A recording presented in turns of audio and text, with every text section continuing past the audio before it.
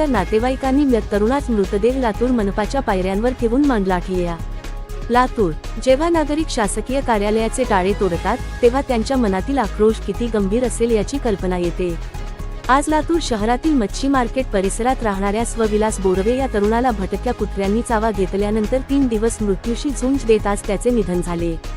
यानंतर परिवारातील व्यक्तींनी लातूर शहर महानगरपालिका मुख्य कार्यालयावर धाक दिली, मात्र यावेळी मुख्य प्रवेशद्वारावर घालण्यात आलेला कुलूप अक्षरशः तोडून काढले आणि आवारात प्रवेश केला. तरुणाचा मृतदेह मनपाच्या पायऱ्यांवर ठेवून त्यांनी ठिय्या मांडला. खरं तर त्यांच्या दुःखाची कल्पनाही करणे अशक्य आहे.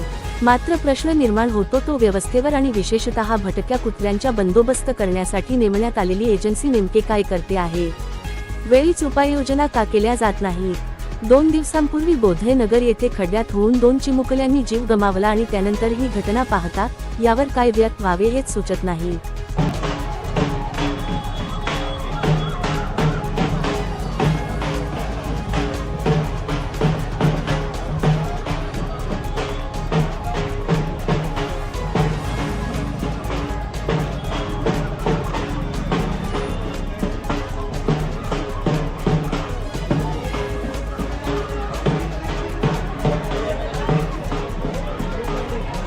Today Latur news.